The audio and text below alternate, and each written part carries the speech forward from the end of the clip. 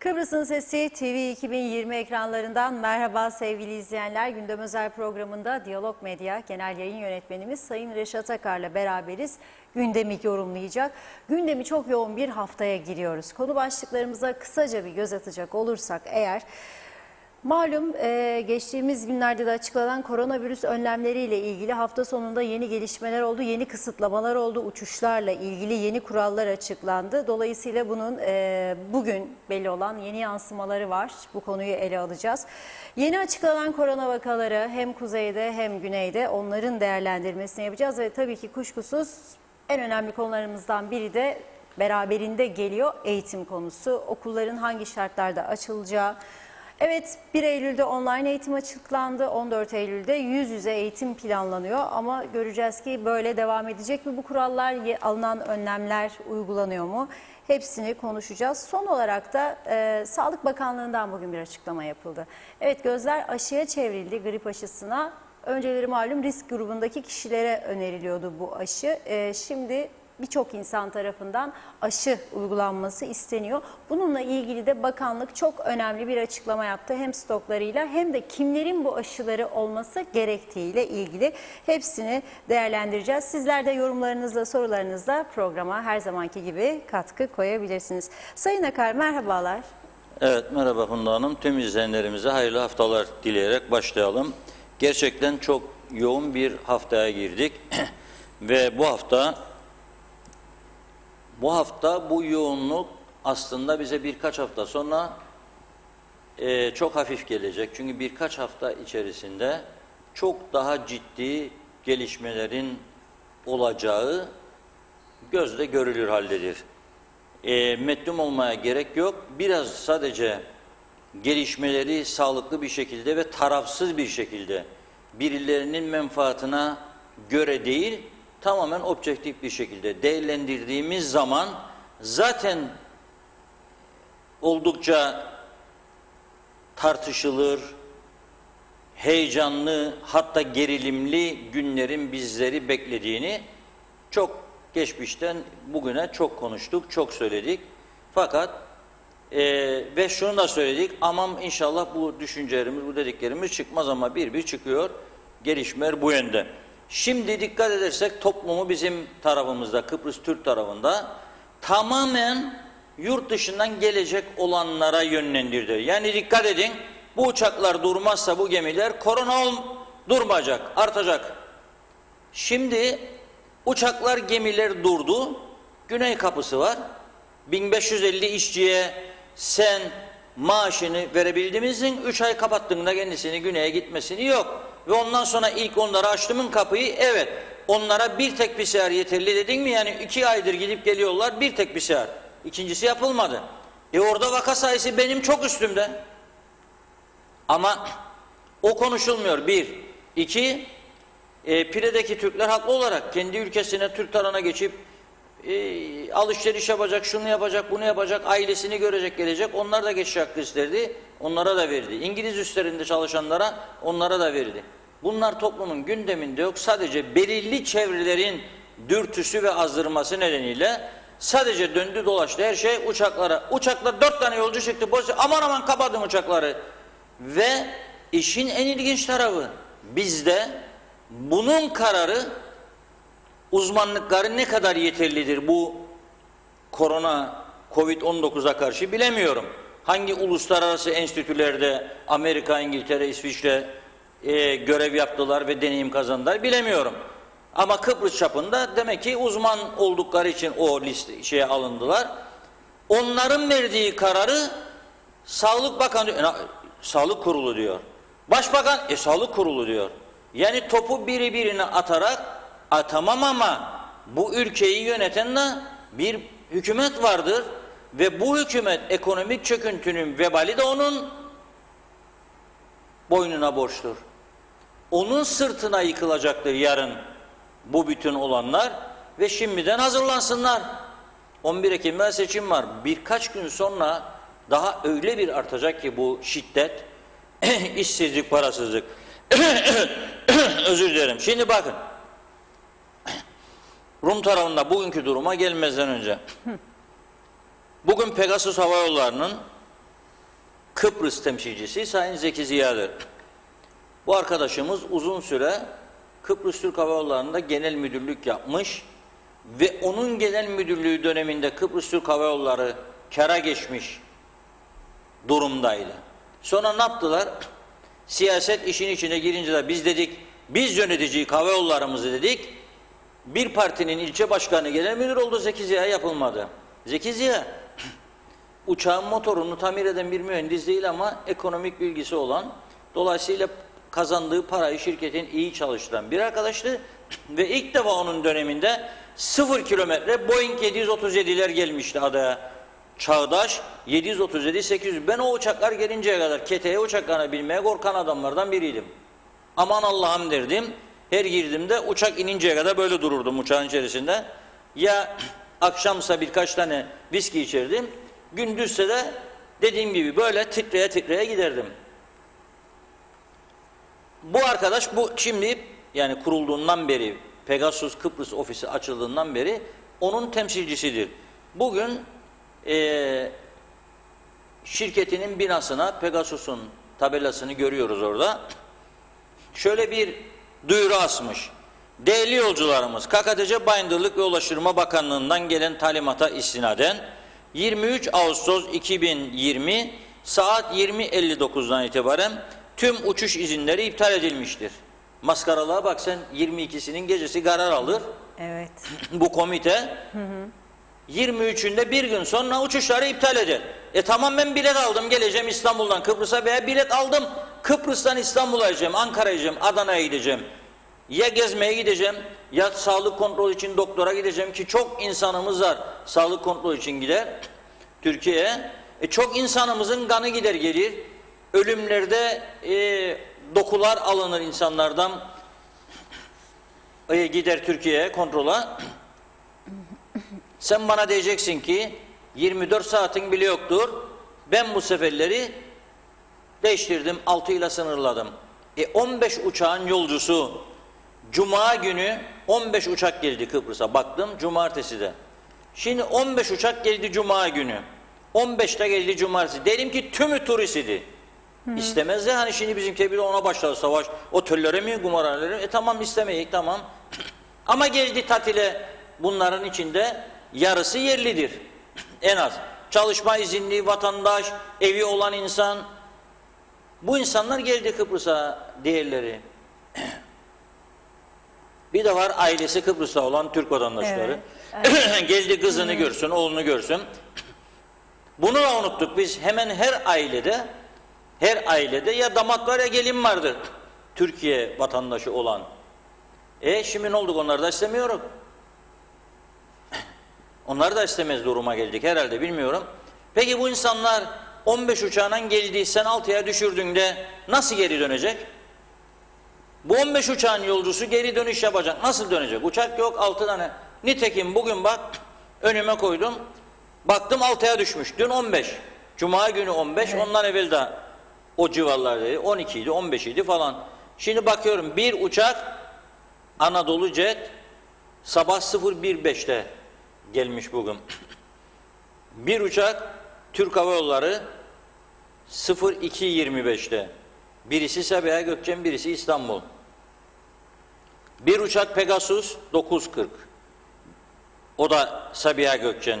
Bir uçak Pegasus 15.30 Sabiha Gökçen. Bir uçak TY şu saatlerde inen veya inmiş olacak olan İstanbul Ercan 16.30. Bir uçak bu akşam gelecek 21.15 Pegasus Hava Yolları Sabiha Gökçen. Hani Ankara? Hani Adana? Hani Antalya? En yoğun olan yerler yok. Bizim nüfusumuzun %25-20'si Adanalıdır. Belki Adana Hataylıdır. Hani uçak?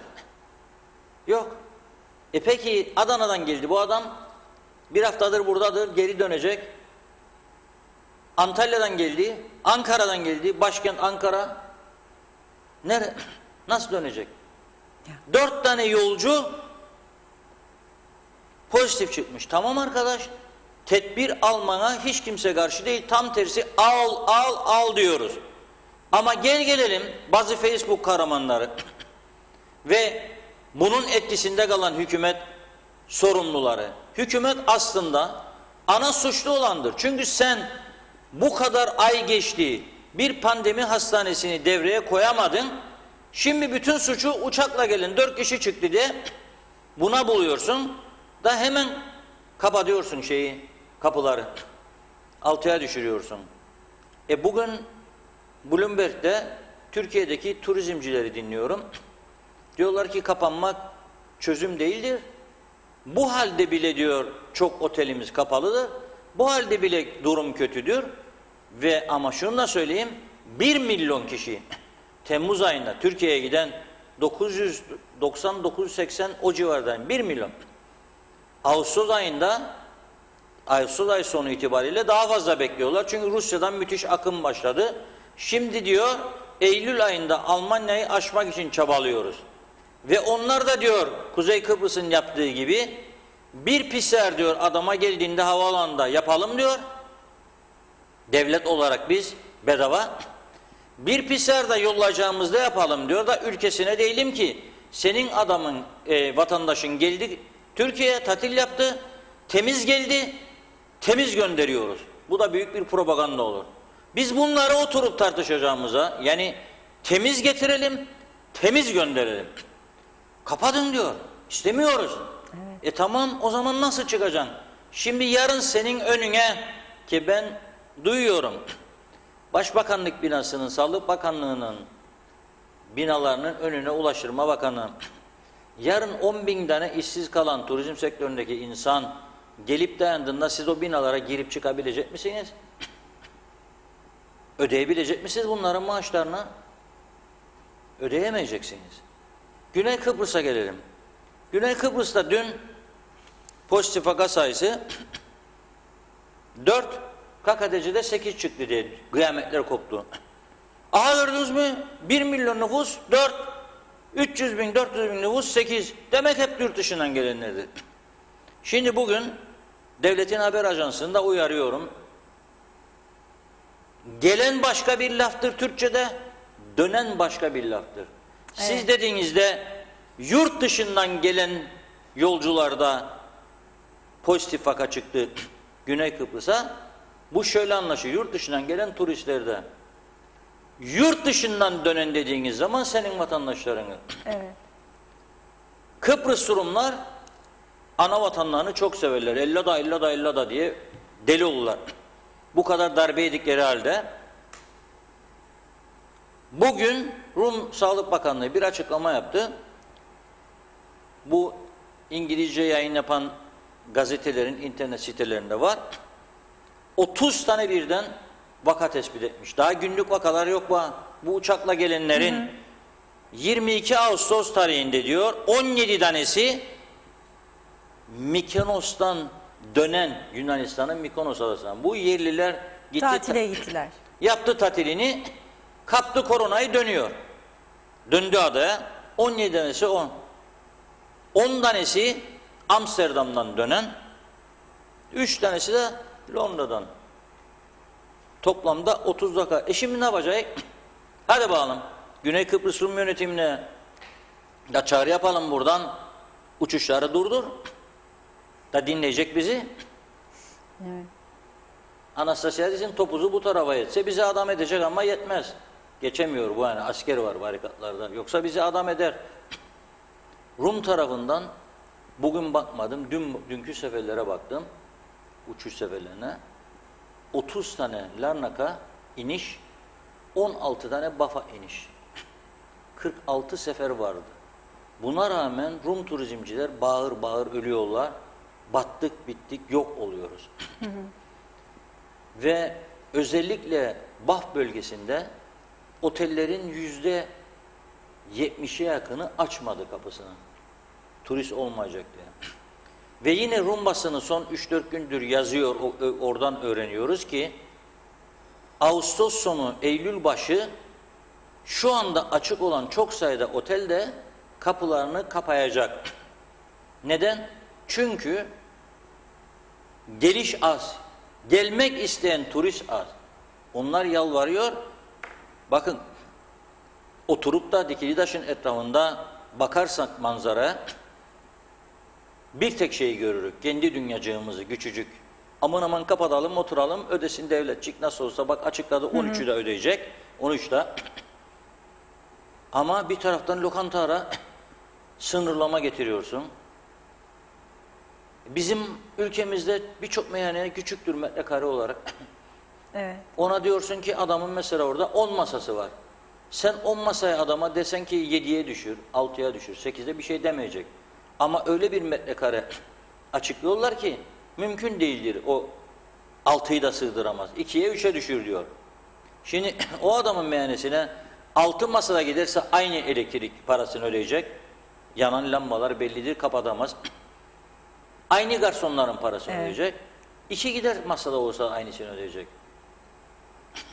İşin içinden çıkması mümkün değil. Ona yasağı koyuyorsun. Uçakları bir anda kapatıyorsun, 6'ya düşürüyorsun ve zannediyorsun ki Türkiye'deki bu Türk Hava Yolları, Pegasus gibi dev havayolu şirketleri senin maskaran olduğunu zannediyorsun, oyuncağın. 2 günde bir sen yok artırdım, yok durdurdum, yok artırdım, yok durdurdum. Kimsin sen? Sen kimsin?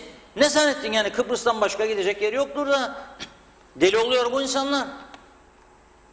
Yunan adaları, gazino isterse Yunan adaları gazino doludur. Karadağ var Türk vatandaşlar için şimdi. Oraya giderler. Ne ilgisi vardır?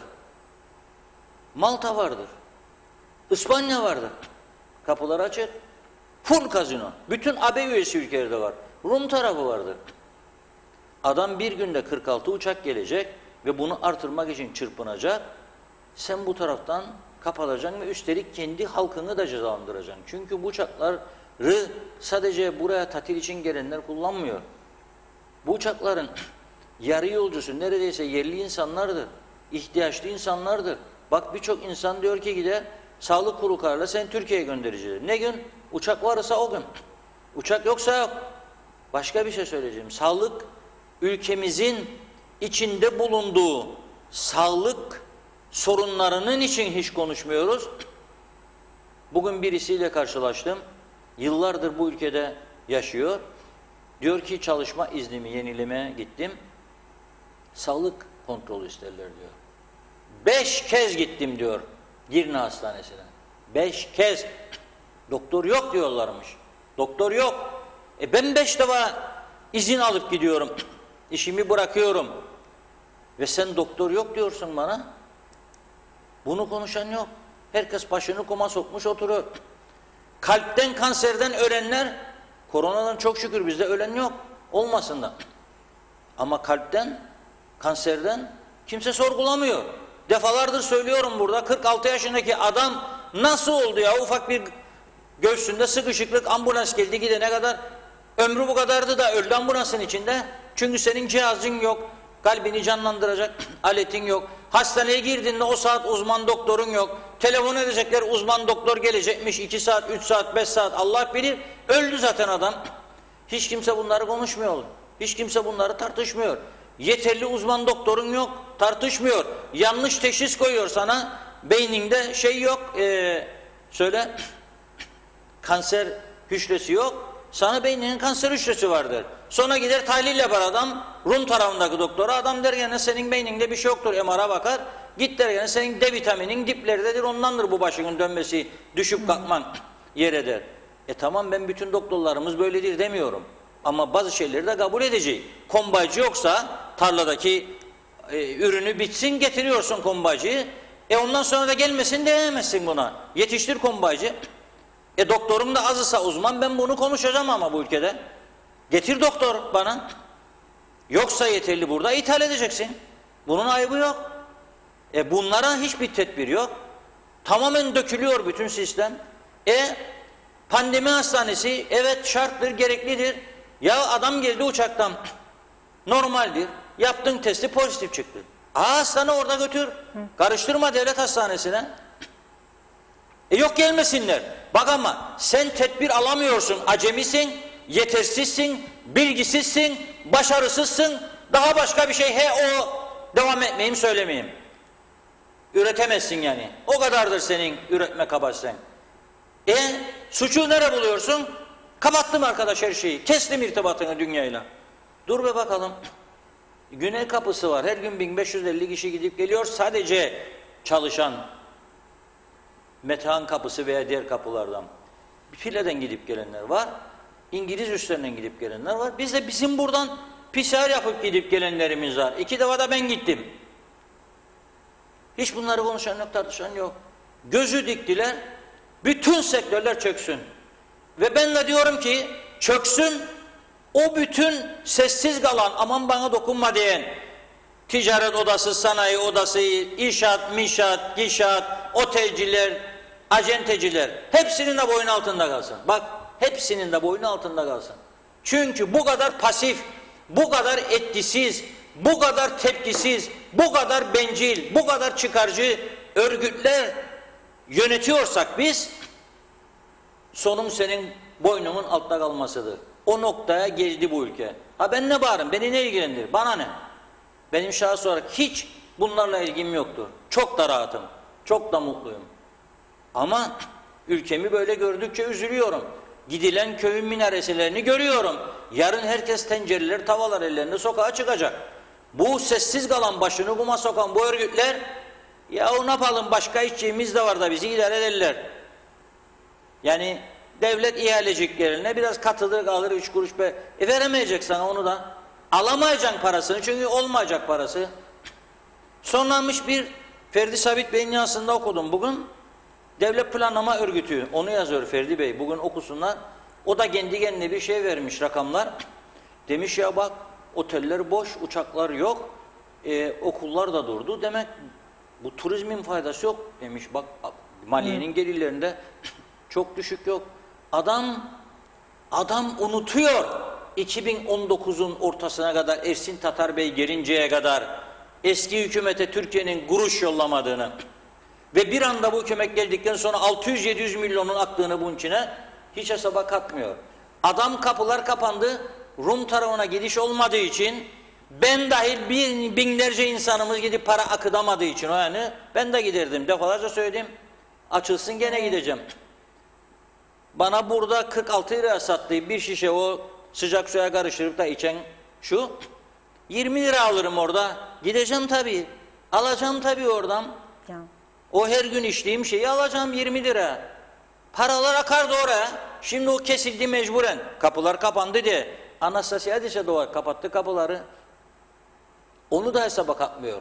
Ve bu devletin planlama örgütüymüş bu. Bak nasıl planlıyorlarsa bu ülkeyi, işte bak duvara toslamamızın ana sebeplerinden biri o. Hesap yapıyorlar oturup kendi kendilerine. Diyorlar ki işte bak para maliyenin gelirleri bu olduğuna göre demek ki bu turizmin hiçbir faydası yok. Arkadaş o zaman cesur olun, cesur. Deyin ki biz turizm faaliyetlerini durdurduk, kapatıyoruz bütün otelleri. Zaten sizin bu aldığınız tedbirlerle onlar kapatacak. Da o zaman seni ben Ekim'den sonra seçimcikleriniz de bitsin de Kasım sonu Aralık sonu göreceğim. Depöycük bakalım ödeyebilecekler misiniz maaşlıklarını bu ülkenin? O zaman görülecek. Eğitim durdu. Dün 3 tane değişik üniversiteden beni arayanlar oldu. Dediler ki nasıl getirecek biz bu öğrencileri Reşat Bey? Evet. Uçaklar durdu. 6 uçağına nasıl getirecek? Her uçakta 100 tane koysan 6 uçakta 600 öğrenci. Be arkadaş geçen sene senin 103 bin öğrencin vardı. Bu sene ben 53'e atıyorum dışarı, 50 bine düştü. Bak 53 attığımda zaten bütün üniversiteler darbe yiyecek. Hepsi yarı yarıya mecburen personel azaltacak. Hepsinin gelirleri düşecek. Diyelim ki 50 bin 60 bin olsun. Kaç sefer yapacak bu? Uçak kaç tane uçak gelmesi lazım? Buraya bak 600 kişi günde gelebilir. 10 günde 6 bin. 100 günde 60 bin. 100 gün bu 6 uçak sadece öğrenci getirse 100 günde ancak getirecek öğrencileri buraya. Zaten bitti okul. Ekim, Kasım, Aralık 100 gün 3,5 aydır. Nasıl getirecek? Bununla planlaması yok. Bizimmiş bir sağlık üst kurulu varmış. Oturmuşmuş da karar vermişmiş. Şimdi 4 tane çıkmış bir gün evvel Ercan'dan gelenlerden. 30 tane çıktı şimdi Rum'un. Hadi bakalım Rum tarafı uçuşları yasaklarsa ben burada bu programda açık özür dileyeceğim. Sağlık Bakanı'ndan da, bu üst kuruldan da, DPÖ'sünden de, Başbakanı'ndan da, Sağlık Bakanı'ndan da açık özür dileyeceğim. Açık özür dileyeceğim. Bir defa da değil, 10 defa. Her birinden 10 defa Ali Bey senden özür dilerim. Ali Bey senden özür dilerim. Ersin Bey senden özür dilerim. 10 defa tekrarlayacağım. 10 defa. Kapansın yeter ki Rum tarafı. Açık özür dileyeceğim. Ama Pegasus Hava Yolları şöyle diyor. Değerli yolcularımız diyor. Bugün cama asılan, getirsin arkadaşlarınız bir daha. Çok güzel bir ders verdi aslında bu havayolu şirketi. Anlamlı bir yazı. KKTC Bayındırlık ve Ulaştırma Bakanlığı'ndan gelen talimata istinaden 23 Ağustos 2020 saat 20.59'dan itibaren tüm uçuş izinleri iptal edilmiştir. Uçuşlarımız günde 3 sefer ile sınırlandırılmıştır. Yani 3 Pegasus, 3 de THY çünkü yani 6'dı. Pegasus'a düşen sayı 3. Yeni müracaatlar onaylanıp düzenlemeler yapılıncaya kadar, çünkü bir de müracaat istermiş. Yapınız da size ona göre 3 gün uçuş izni vereceğim. 2 hafta evvel 10 uçuş dediydi. 3 hafta evvel, ondan evvel 4 dediydi. 2 dediydi. Şimdi bunun için izin istiyor. Uçuşlarımız günde 3 sefer ile sınırlandırılmıştır. Yeni müracaatlar onaylanıp düzenlemeler yapılıncaya kadar sizlere hizmet veremeyeceğiz. Bu süreçte mağduriyetlerinizin giderilebilmesi için ilgili bakanlara KKTC Başbakanlık, KKTC Sağlık Bakanlığı ve KKTC Ulaştırma Bakanlığı'na müracaat edebilirsiniz. Çok güzel. Sonu Adresi çok gösterdi. güzel, Benden bilet aldın sen Pegasus'tan. Uçamıyorsun çünkü uçak yok. Kaldın, paracıkları da yatırdı. Muhatabın diyor ben değilim. Bu kararı alanları kimdir? Başbakanlık kimdir? Sağlık Bakanı kimdir? Ulaştırma Bakanlığı. Birisi demişmiş bizim başbakana, eğer bu uçaklar bu kadar devam ederse ben size seçim kazandıramayız Sayın Başbakan demiş. Kapadın ki çünkü Facebook'ta birkaç tane kahraman saldırıyormuş. Da zannediyorlar ki onlar her biri 100.000 oydur. Daha onun için inşallah yanlış duydum bu bilgiyi. Böyle bir şey varsa bunun tam tersinin olacağını açık ve net bir şekilde söylüyorum. Tam tersi bir etkisi olacak. Yani uçakları durdurarak kazanacağını umut ediyorsa tam tersi olacak bunun. Çünkü uçakların durması demek Ercan'la çalışan insan sayısının azalması demek. Uçakların durması demek KKTC devletinin daha az vergi alması demek. Uçakların durması demek, yani azalması demek, Değirmenlik Belediyesi'nin kasasına daha az paranın girmesi demek. Değirmenlik Belediyesi demek birçok köyü, 10-15 köyün bakımı, onarımı, gelişimi, çevre temizliği, çöpü aydınlatması demektir. Uçak sayısının azalması demek, kapalı otel sayısının artması demek. Kapalı otel sayısının artması demek, birçok insanın işsiz kalması demek. Otel sayısının otellerin kapanması demek, elektrik kurumunun ve bağlı olduğu belediyelerin gelirlerinin çok aşağılara inmesi demek veya tamamen durması demek. Uçak sayısının azalması demek, otellere müşterinin girmemesi veya az müşterinin girmesi, bu çerçevede daha az kooperatif sütü veya pak süt veya diğer sütlerin tüketilmesi, daha az gülgün yoğurdu veya kop yoğurdu veya bilmem ne yoğurdun tüketilmesi, daha az hellim tüketilmesi, daha az peynir tüketilmesi, daha az karpuz, 1,5 liraydı dün gene ki sezon sonuna doğru karpuz fiyatları yükselirdi bizde. Çünkü tüketim var, oteller full, çeker bir otel günde 2 ton, 3 ton karpuz, o biri çeker 5 ton, o biri çeker yarım ton. Biterdi ellerindeki karpuzlar, fiyatlar da yükselirdi. Dün pazara gitti arkadaşımız, 1,5 TL hala. 1,5'tan başladık bu sene, 2'den 1,5'a düştük, 1,5 TL. Karpuzlar ellerinde kaldı, inekleri yedirdiler bu sene karpuzları. Daha az karpuz tüketmek demek. Patatesciler buzluklar doldu, taştı, koyacak yer kalmadı. Sağ olsun arkadaşlar, bize de buraya gönderdiler torbalarla. Çünkü ne yapsın? Çöpe atacağına eşeklere de kaynatıp yedirmesi lazım. Çiğ patates yemezler bildiğim kadarıyla. Patatesler elde kalması demek. Narenciye'nin Narenciye Üreticileri Birliği Başkanı bugün buradaydı. Nasıl bağırırdı? Ya. Yanıyor işleri, ürünler elde kaldı. Verdikleri ürünün parasını alamıyorlar. Hayvancılar Birliği Hayvancılar Güzelurt'ta cumartesi günü arkadaşlarımızı aradı. Aman gelin. Gelin siz gelmezseniz kimse bizimle ilgilenmiyor zaten. Eski Diyalog Yeni TV 2020 ekibi gelsin imdada gittiler. O bölgenin bütün Güzelurt Lefke bölgesinin hayvan ölçüleri toplandı. Dediler ki verdiğimiz ürünün bedelinin ancak %35'ini alabildik. 65'i alamadık. Durumumuz kötü. Hayvanlara yem alamıyoruz, bakamıyoruz, perişanık. Ne yapacaklar? Anastasiadis'i arayacaklarmış da alsın bizden süt. Anastasiadis de alamaz çünkü Avrupa Birliği tüzüğüne göre, Leşida tüzüğüne göre oradan buraya süt ürünü, et ürünü gelemez. Buradan da oraya süt ürünü, et ürünü gidemez. Çünkü diyor Avrupa Birliği Yeşil Hattın kuzey tarafı bizim taraf kontrol dışı bir yer olduğu için ben onun hayvanlarını kontrol edemem AB olarak.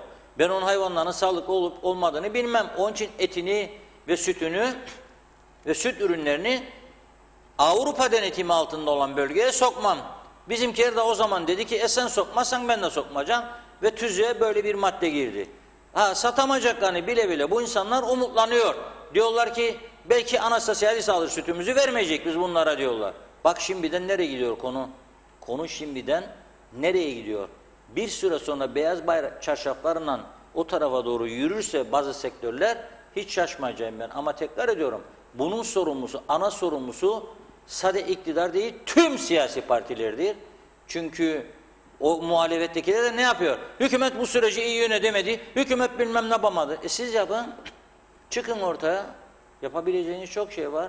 Ama siz de bağıramıyorsunuz. Uçak sayısı 6'ya düştü. Çünkü onlara saldıran düşmesi için sizin kahramanlardır. Sizin Facebook kalemşörlerinizdir. Onun için siz saldır diyorsunuz Büyükelçide. Değmiyor. Düşsün. Bu taraftan da iş adamına haklısınız ya o ekonomi vallahi çok kötü. Gittiğimiz yerde insanlar perişan. Daha bekle bakalım. Hepinizin kapısını bütün partilerin dövecek vatandaşlar. Kapılarınıza gelip tencereleri, tavaları çalacaklar. Yakındır. En fazla Kasım Aralık'tır bu iş. Görüyorum, bakıyorum böyle uzağa doğru. Görüyorum olanı biteni. Şimdi seçim var diye bastırıyorlar. Tutmayan frene basıyor şimdi hükümet. Ne kadar götürürsem. Bak 64 milyon da ödedi geçen gün. Ne büyük mutlulukla müjde verdi. Kestiğimiz 64 milyon ödedik dedi. Halbuki iflas eden sektörler var. Ne onların yanına girmiyor? Neden onlara yardımcı olmuyor? Paran varsa onlar yok. Onlara daha da basıyor. 1500 verecek dedi. Haftalardır kapılarına süründürdü sosyal sigorta kapılarında insanları. Bakacak memur yok. İnsanlar 10 saat, 12 saat güneşin altında sanki de böyle dilenciymiş gibi cami önünde dilenenler gibi devletin ona 3 kuruş para vermesini bekledi. Kimse bunları konuşmuyor. Ve bu insanlar sanki bu ülkenin vatandaşı değilmiş gibi bu insanlar üvey evlat muamelesi görüyor. Ve ne yazık ki hiçbir siyasi oluşum bunların yanında yer almıyor. Sesini çıkarmıyorlar. Çünkü tümü kendini şeye dayamıştır, kamuya dayamıştır. Kamudaki insanlar ödenmesin, kamudaki insanlar aç bırakılsın demiyorum gatiyen. Ama ekonomi ayakta durmazsa önce özelden başlattığınız bu çöküntüyü kamuya doğru götürüyorsunuz. Senin bu DPÖ'nün yaptığı yanlış hesaplar da Bağdat'tan dönecek 2 ay sonra görülecek bu. Çünkü bak ne diyor adam? Türkiye hesap kitap üstüne konuşuyor adamlar. Diyor ki bizim diyor bu yılki hedefimiz Türkiye'nin turizm gelirleri 40 milyar dolardı. 2020 hedefi. Çünkü geçen sene daha az bir rakamlardaydı. 24 milyardı galiba. Bu sene 40 milyar dolar. Ne kadar almışlar hesaplıyorlar bu sene alacaklar? 10 milyar dolar civarı diyor. Kayıp 30 milyar dolar. Rakamlar ortada konuşuyor. Bizim turizmden ne gelir ne giderdi? Demek ki o hesaplar yalandı o zaman. Turizmden geçen sene 1 milyar TL'ye yakın para sağlandı hesapları. Demek yalandı. Demek o zaman DP o zaman da yalan. Yanlış hesaplar üstünde duruyordu. Ben bunu anlamış değilim. Evet. Biraz yorumlara bakalım mı Sayın Bakalım. Akar? Evet, Mustafa Özcan iyi yayınlar demiş. Saideoğlu da sağlıklı yayınlar diliyorum diyor. İzzet Çavuş, selam Reşat Bey, Funda Hanım, iyi yayınlar, teşekkür ediyoruz. Nevzat Kolçak, Reşat Bey artık ayıp ediyorsunuz diyor. Yani sizin söylediğiniz tam tersi yorumlarda bulunmuş. Daha ziyade kasino savunuyorsunuz demiş. İsmail Kerçin iyi yayınlar, iyi günler. Ben iyi arkadaşıma haftalar hemen diyor. cevap vereyim. Hemen verelim, evet. Kapansın kazinolar diyorum tüm otellerde bakalım. Bu arkadaşımız ne iş yaptığını da yazsın bana. Nereden maaş alıyor onu da söylesin. Devletten mi? Emekli mi? Onu da yazsın, bekliyorum altına. Aynen öyle. Bir de burada siz şimdi hayvancılarımızda, esnafımızda, lokantalarımızda Maaşının hepsini dile bir getirdiniz. kısmı, yani eline giren maaşın diyelim ki 5.000 TL alıyorsa 500 TL'si kazinolardan toplanan vergilerden ödeniyor kendisine. Evet. Ben cesurca bunu söylüyorum. O da varsa cesareti, nerede çalıştığını, kaç para maaş aldığını açıklasın burada. Evet, Hemen buradan cevabını okuyalım. orantıya göre kendisine vereceğim. Hemen paylaşırız. İzzet Çavuş diyor ki az önce arkadaşımdan aldığım bilgiye göre Rum tarafında çalışanlara her 5 günde bir test yapma zorunluluğu gelmiş diye bir duyum aldım dedi. Ben de bilmiyorum. Sizin bir bilginiz var mı diyor konuyla ilgili Reşat Bey. Mehmet İnancı, hayırlı yayınlar değerli dostlarım. TV 2020 sizsiz olmaz. Haber dünyası Sayın Reşat Akarsız hiç olmaz diyor. Evet, Mehmet Kor Yiğit yine iyi yayınlar dileklerinde bulunmuş. Ulus Barani de benzer bir yorumda bulunmuş. Bu kıyaslamayla ilgili sağlık mı, ekonomi mi anlamında ekonomiyi savunduğumuzu düşünüyor. Evet, Yasemin... ekonomiyi de savunuyorum, sağlığı da savunuyorum. Pandemi hastanesinden söz etsinler. Niye söz etmiyorlar? Niye istemiyorlar pandemi hastanesi? Evet, Bu koronayı durdurmak mümkün değildir. Ekim ayından sonra şiddetini artıracağına yönelik iddialar var yabancı yayınlarda. Evet. Ama yani biz herhalde bir İngiltere'den daha akıllı insanlar değiliz. Yani İngiltere'yi yöneten dünyanın güneşin batmadığı imparatorluk olarak andığı bir ülkeden onlar niye kapatmadılar kapılarını da? Yani veya başka ülke, Rum tarafı, yani Rum tarafının için kapatmadı kapılarını. Biz daha akıllıyken Rumlardan yok. Dünyada zaten artık kapanma Bunlarda diye bir şey kalmadı. bakanlık yapanlar milletvekili değildir ve dünyanın çok iyi kurumlarında yöneticilik yaparak buraya dönüp da görev yapan insanlardır. Onu da hatırlatırım. Öyle bizim gibi oturup da burada masaüstü kararlar vermezler. Ne ekonomiyi kapatabilirsin, ne sağlığı ihmal edebilirsin. Ama biz sağlığı ihmal ediyoruz. Biz sağlığı ihmal ediyoruz. Pandemi hastanesini kimse konuşmuyor, işin kolayına gidiyor. Kapatın kapıları diyor. Yok, kapatma kapıları.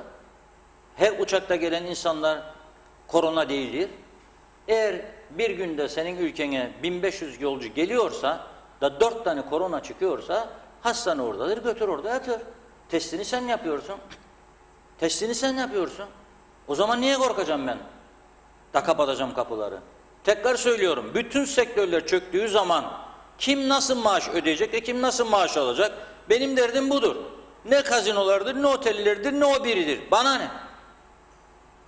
Açık söylesin, o da nereden maaş alıyor? Nasıl ödenecek? Kim verecek? Türkiye'yi de istemeyen bir toplum olduk. Türkiye'ye de göndermek mecburiyetinde değildir senin benim maaşımı. Ne yapmaya göndersin? Türkiye kapılarını açtı bütün dünya. Biraz önce konuştuk. Rus turistlerden ihya oldular. Çıkmıyor mu Türkiye'de korona? Vaka sayısı 1200'ün altına düşmüyor. 1400, 1300, 1500. Niye yapmıyorlar? Durdurmuyor kapıları, kapatmıyor. Niye Rum tarafı kapatmıyor? Biraz evvel uçak sayısını verdim. Yani daha ne kadar örnek vereyim? Onun için... Evet, Yasemin Şamlıoğlu bizim vasıtamızla sesini duyurmak istemiş. Reşat Bey iyi yayınlar, iyi ki varsınız az önce diyor. Başka bir televizyon kanalında Sıla Uçar'ı dinlemiş. Diyor ki sözleşmeli işçi alındı geçici. Peki niye 4 yıllık hemşirelik diploması istediler?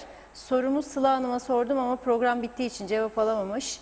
Lütfen nasıl bir konuşma? Biz 4 yıl bu konuşmaları duymak için okumadık. Hemşireliği en tehlikeli yerdeyiz, havaalanındayız. Sayın Sağlık Bakanımız bizi aldı ve yerleştirdi diyor. Erbil Dilaver, hükümetimiz bu uçuşları azaltarak toplum yararına geç kalınmış bir karar almıştır. Ne yapacaktı diyor. Toplumumuz virüse terk edip belki de kronik hasta olanları ölüme mi terk edecekti diyor. Hükümetimizin tamamen yanındayız diye bir yorumda Çok bulunmuş. güzel. Tümünü durursun o zaman. Yusuf Çamlı diyor ki bugün kaymakamlığa gittim. Bir tane sekreter var. Başka kimse çalışmıyor. Korona diye işe gelen de yok. Muhatap kimseyi bulamadığını belirtmiş. Özkan Teksu, özel sektör tam anlamıyla bitecek. 9 Mart'ta Doğu Akdeniz'de kantinimi kapattım. O gün bugündür sadece 1500 lira aldım. O kadar parayla biz ne yapacağız diye sormuş. İbrahim Yalçın da cevap vermiş. Aynen diyor, 3 haftadır bir işim var, yok. 10 tane yazacaksın postayla, gelecek, işimiz abuzambak diye bir yorumda bulunmuş. Sıkıntısını dile getirmeye çalışmış. Nesrin Boyacı, işin içinden çıkamıyoruz demiş. Ramazan Şerveri, geçen gün Türkiye'den bir bayan geldi, 60 saatlik testte giriş yaptı. Kimse bakmaz, gelen giriyor demiş. İbrahim Hacı Haliloğlu, yüreğine sağlık Reşat Bey, hislerimize tercüman oluyorsunuz. Mehmet İnancı, Kuzey Kıbrıs hükümeti devlet olarak tek yola girmiştir Sayın Reşat Akar, doğruları söyler. Hazmedemeyen bazı izleyenler gocunmasın, kemküm etmesinler. Kapanın, tekrar da görün demiş. Kapanmak hiçbir fayda sağlamıyor diyor. Ahmet Ulubay, bu kadar üniversite, bu kadar sendika ve böyle bir yönetim, esas oturup bunu düşünmek gerekir. Herkes suçsuz da yalnız 26 milletvekili suçlu. Sistem bozuk aslında demiş. İbrahim Yalçın da helal olsun, ağzınıza, düşüncenize sağlık diyor. Erbil Dilaver, Rumlarla bizim sağlık imkanlarımız bir mi ki onlar uçuşları kapatsın Reşat Bey. Rumlardaki gelişmiş kapasiteli teknolojik hastaneler İstanbul'da bile yoktur değil mi? Burada olacak yani demiş. Yapsınlar burada da işte pandemi hastanesi. Yani ses yükselsin biraz toplum. Niye toplum sesini yükseltmiyor? Niye pandemi hastanesi istemiyor? Niye bir mahalleden 30 kişi bir olsun toplanıp da pankart elinde gitmiyor Sağlık Bakanı'nın önüne? Evet. Fuar alanı boş duruyor, atıl vaziyette. 2 bayramdır orada bayram yeri de kurulmadı. Dev binalar duruyor, içinde en son teknolojik klimalar, elektrik en kuvvetli şekilde, suyu var, yolu var, odaları var, çok hızlı bir şekilde devreye girebilirdi. Niye söylemiyorlar? Niçin sen be arkadaş 5 aydır sana söylenir her gün de kurup bu pandemi hastanesini yaratmadın burada da şimdi çareyi diyorum işte en basit yönteme hükümet gidiyor. Bazı vatandaşlar da o yolu takip ediyor. Diyor kapatın uçakları, kapatın gemileri. Tamamdır, gelmesin korona. Ben de sana söylüyorum. Güney'e giden 1550 kişi var. Ondan da alo de bana, duymak istiyorum. Ne diyorsun? 1500 kişi gidip geliyor. Bir 30-40-50 kişi de PCR yaptırıp gidiyor. Ya sağlık için, ya uçuş için, ya başka maksat için. Pile'den gidip gelenler var. Bir ses ver, bekliyorum, duyayım. Ne diyorsun? Bunları da mı kapatmak lazım? 1550 kişiyi kim ödeyecek? Ersin Bey'in bütçesi var mıdır bunları ödemeye? Buna bir cevap verin. Yoksa işin basitine gitmek yerine sağlam test mi yapmak doğrudur? Sağlam test yaparak hasta bulduğumuz zaman onu pandemi hastanesinde götürüp yatırıp tedavi etmek midir doğru olan? Hangisi doğru olan? Sen yan gelip yatacak, biz vatandaşlar, ülke olarak, devlet olarak pandemi hastanesini de yapmayacağız. Ne yapalım Allah şükür falan filan kendi kendimize yeterik. Yok olmaz. Böyle olmaz. O zaman ekonomi olmadan nasıl ayakta duracaksın sen? Ekonomisiz bir ülke var mı dünyada ayakta duran? Yani ganimet ekonomisine alıştık ama bitmiştir. Yoktur artık ganimette. Satacak mal da yok. Alan da yok zaten. Alan da yok. Evet, Erol Canseç diyor ki hükümetin alması gereken birçok tedbirler vardır. İlla ki maddi yönden gerekmiyor. Alacakları tedbirlerden biri de zor durumda olan esnaflara öncülük yaparak bir çatı altında iki aynı sektörü birleştirme yoluna gitmelilerdir demiş. Taner Şah diyor ki Nasrettin'in bir sözü vardır, böyle başa böyle tıraş diye. Anlattığınız sorunlar harfiyen doğru tabii ama muhatabımızdır diyor. O fırsatı biz veriyoruz. İyi yayınlar, saygılar demiş. Yine Taner Bey diyor ki yiyeceğin ekmeğin alnına silah olarak dayandığı ülkelerde ne rahat yüzü vardır ne de huzur. İsmet Ezel, siyasi partiler niye devletten katkı almaya devam ediyor diye sormuş.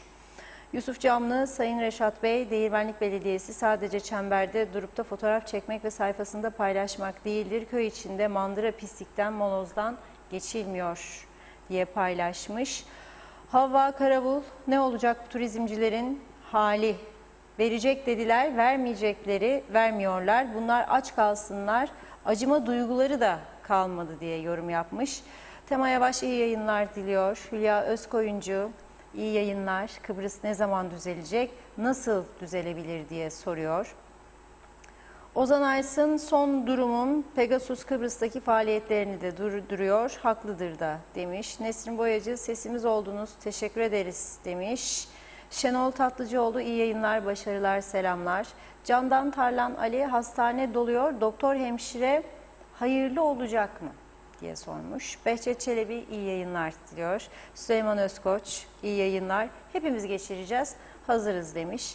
Candan Tarhan, hastaneler dolu, yeteri kadar doktor, hemşire ... demiş. Hikmet Ceylan, ekonomi olmasa, gelir olmasa sağlık nasıl olur? Bu kadar cahil bir halk yok. Karga kadar akılları yok. Sendikalar nerede, her şeye konuşurlar. Çıksınlar, hastane yapın desinler demiş. Sayar Aker, ha gayret halk kazanacak diyor. Ahmet Beyaz da iyi yayınlar demiş. Gerçekten görüyoruz ki halkımız arasında da ciddi bir bölünmüşlüğe sebep oluyor bu yönde izlenen politikalar maalesef ki. Siz neler söyleyeceksiniz Sayın Akar? Şimdilik yorumlarımız bu kadar. Evet, bir borç çekmiş bir arkadaşımız bu sabah.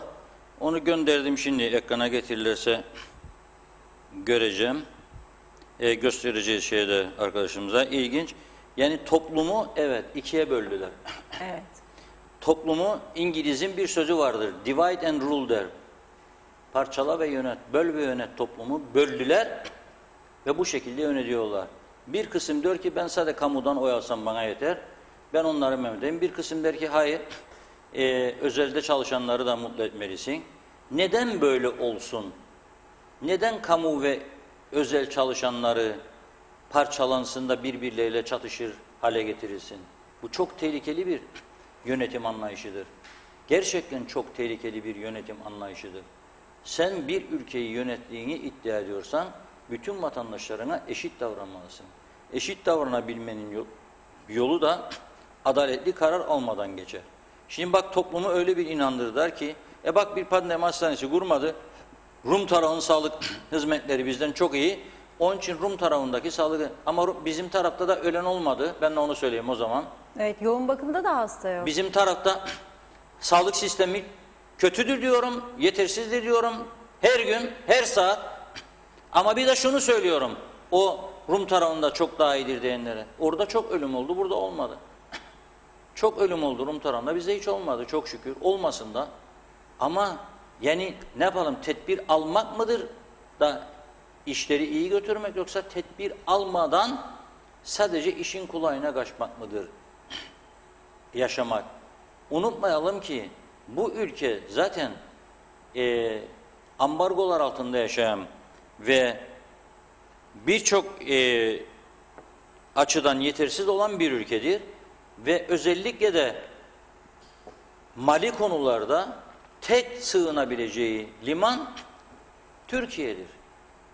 Bak, Türkiye savunma giderlerimizi ödüyor. Bizim bir kuruş savunma giderimiz yok. Ama Rum tarafının savunma giderleri korkunç düzeydedir. Bunları hiç konuşmuyoruz. Türkiye bizim altyapı yatırımlarımızı yıllarca karşıladı. Barajlarımızı Türkiye yaptı. Telefon altyapımızı Türkiye yaptı. Su sorunumuzu çözdü. Şimdi yine sıkıntı var. Birkaç gün sonra onu ciddi konuşmak zorunda kalacağız. Henüz bağlantı yok da. Anamur suyu ulaşmıyor. Geçikköy'de baraj bitti. Ne olacak birkaç gün sonra? Devam edelim. Türkiye cari bütçeye para ödeyemiyor. Maaşları ödeyemediği, sıkıştığı aylarda Türkiye ayda 100-150 milyon katkı parası veriyor KKTC devletine. Ama bu sonsuza dek gitmez. Gitmemeli. Ondan sonra da diyoruz ki Türkiye bize niye müdahale ediyor? Ondan sonra diyoruz ki sen alt yönetimsin, üst olman lazım. Ve üst olmak istiyorsan kendi ayaklarının üzerinde durmayı öğreneceksin. Hem onu istemiyoruz, hem öte taraftan da bunu istemiyoruz. Olmaz, bir karar ver. Bir karar ver. 2 tane bayan getirdi yanına. Birisi esmer, birisi sarışın. Esmeri mi istiyorsun, sarıyı mı? Esmeri beğenmiyorsun. Yo, bu esmerdir. Sarışı, ama onun da bilmem nesi var.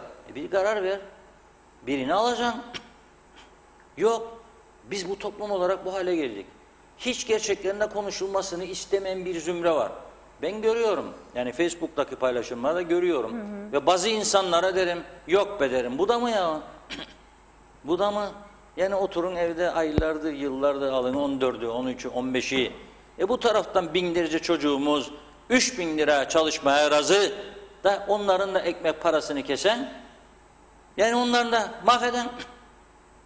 Öyledir bu iş. Kim gelecek şimdi? Mesela ütücünün, eskiden adam çalışıyordu, götürüp çamaşırını verirdi kuru temizlemeye, temizledirdi, ütücünün işi dönerdi. Şimdi adamın parası yok, kuru temizleme etmez. O da sarsıldı. Eskiden insanlar bir doğum günü, bir ne bileyim özel gün, ilk sokağa ilk çıktığımız günler, şimdi gençlerse ilk seviştiğimiz gün, nişanımız, düğünümüz, çiçek alır yollardı. Var mı şimdi o? Kaldı mı? Gittikçe dibe vuruyor her şey. Bunun farkında dedik. Ot gibi mi yaşayacak? Çiçek yok, sevgi yok, insanlık yok, dayanışma yok. Birbiriyle çekişen, didişen bir toplum. Nereye gideceksin sonra bunun? Evet. Sende yeterince seni tedavi edecek psikiyatristler de yok. Bak mesela Ciklos mevkiinde bir haftada 2 defa devirme oldu araba verilmesi. Nedir bu? Aklı yerinde olan bir toplum bunu yapar mı ya? O virajda öyle basar mı ya o gaza? Daha sakladıkları da var. Geçen gün bir tane oldu. Mesela onu hiç duyurmadı polis. Herhalde torpilli biri çıktı. Kapatın gitsin dedi. Cesur insanlar da var. Bak bugün bir sosyal medyada çalkalanıyor bu. Onun için okuyacağım yani. Normalde dedikodu olsa asla okumam. Şey diyor. Değerli müşterim, tüm dünyayı etkisine alan Covid-19 bizi de etkisine aldı. Eşim, ben ve kızımız Azra pozitif çıktı. Hepinizden dualarınızı beklerim. Olmaz demeyin olur. Tedbiri elden asla bırakmayın. Hakkınızı helal edin. Allah yardımcıları olsun. Evet. İnşallah kısa sürede tedavi olup çıkacaklar. Şimdi bu da bir cesaret. Evet. Normalde bunu yapmasa da olur. Normalde insanların zaten teşhir edilmesi insan haklarına aykırıdır. Kanserden ölen adamı kanserden öldü diye teşhir edebilir misin hakkın var mı? Kalpten öldü diye adamı suçlayarak anabilir misin? Yok. Ne bileyim zatürreden öldü. Bu suç mudur? Aynı durumdur. Benzer bir durumdur şu anda bu koronadan yaşadığımız. Benzer durumdur. Bu hastalığa karşı mücadelede en önemli yöntem, ben sağlık uzmanı değilim ama söylenenleri dinliyorum Türkiye televizyonlarında, burada, İngiliz gazetelerinde yazılanları. Hepsinin söylediği, bugün size konuk olan çocuk doktoruna söylediği. Mert Bey de söyledi. Mert Bey, bağışıklık sistemini güçlendirin diyor herkes. Bağışıklık sistemini güçlendirmek için iyi gıdalar almak lazım. Ve bazı eksik vitaminleri gidermek lazım. Nedir? C vitamini, çinko, zinc, vitamin C, zinc. Nedir? D vitamini. Çok önemlidir. Peki D vitamini kaçadır? 10.000'lik aldım geçen hafta İngiliz malı, 98 TL. Çalışmayan bir adam bağışıklık sistemini nasıl yükselecek? O oturduğu yerdeki Facebook kalemşörler. Ya 14.000, 15.000 alın da biraz da vicdanının sesine kulak ver. Getir bana içelim C vitaminimizi den. Gelir çünkü 98 lira seni etkilemez. O bir gariban 6 aydan beri para almıyor. Ya ayda atıyor önüne 1000 lira 1500 lira patron. Ona nasıl söyleyeceğim ben D vitaminini alsın kendinin ya karısının ya çocuğunun ya C vitaminini. Bu nasıl bir vicdan? Bu nasıl bir insanlık ya? Bu hale düşürüldü bu toplum. Yoksa bu toplum böyle bir toplum değildi. Bu kötü siyaset bu hale düşürdü. Bak adam sorumluluğunu alsaydı ve bir pandemi hastanesini yapsaydı bugün bu iddiaların çoğu ortaya atılamayacaktı. Ve yetersiz açıklamalar. Sana fuar alanı yok. Atatürk Spor Salonu yok. Al hazır otel.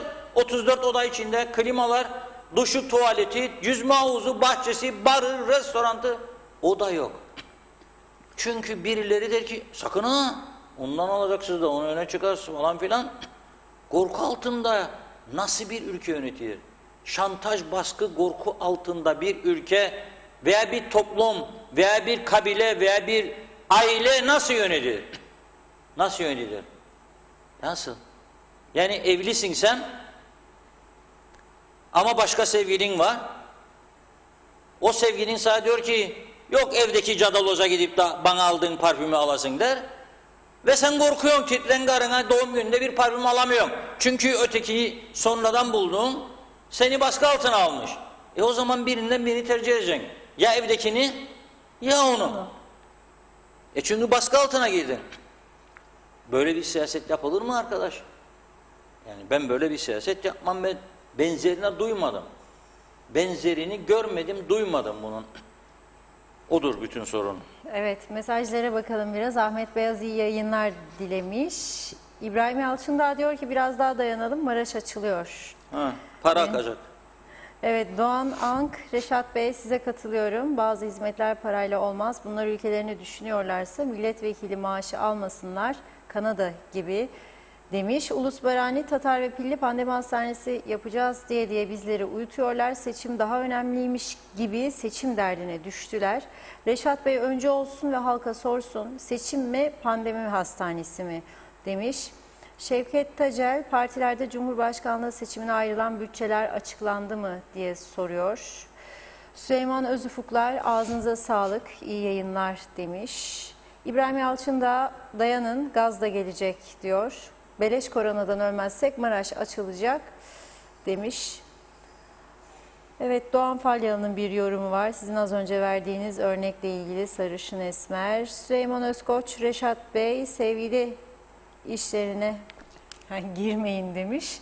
Metin Erdem, Kuzey Kıbrıs olduğu gibi 5 karıştır. 25 tane milletvekili, bilmem ne kadar bakan, bir başbakan, cumhurbaşkanı, yol yok, su yok, sistem hükümet var da yok. Herkes kan ağlıyor. Reşat Bey'in dediği gibi,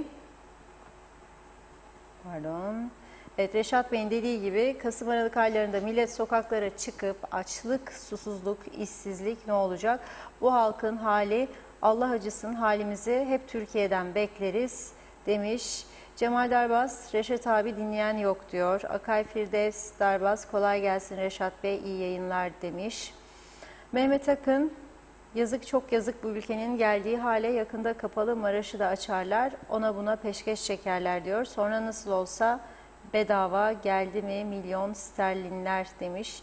Tatar'ın seçim vaadi kapalı Maraş projesi, limon olmuş 20 lira. Burası iyi ki narenciye ülkesi, yoksa limon 100 lira olurdu. Allah korusun, Türkiye'nin bir muhtarın yönettiği bir mahalleyi burada o kadar bakan, başbakan, milletvekili yönetemiyor. Ne dersiniz Reşat Bey demiş. Evet, ben bunu söyledim daha önce. 100.000 kişiyi iyi yöneten muhtarlar var Türkiye'de. İstanbul'un bir mahallesi 100.000 muhtar gayet başarılı bir şekilde yönetiyor. Birçok özelden de gelen mesajlar var bana. Diyor ki işte toplumun %85'i devletten maaş çekiyorsa tabii ki diyor kimse özel sektör esnafla ilgilenmez, pandemi hastanesine ilgilenmez diyor. Ama tabii şöyle bir şey, toplumun %85'i ne denk geldiğini tahmin etmiyorum ama iyi, önemli bir zümre. Evet. 75.000 civarında çek dağıtıyor her ay bu devlet. 75.000. Belki her evi 2 kişi yaralandığını düşünürsek 150.000 nüfusun yarısı belki fazlasıdır, doğrudur. Ama şöyle söyleyelim, bu devlet de bu maaşları özelden topladığı vergilerle ödüyor. Bir de üstüne Türkiye'nin yardımları ekleniyor da ödüyor. Harcadığımız her şeyde devletin kasasına para giriyor. Bardak alıyorsunuz, para giriyor. Su içiyorsunuz, para giriyor.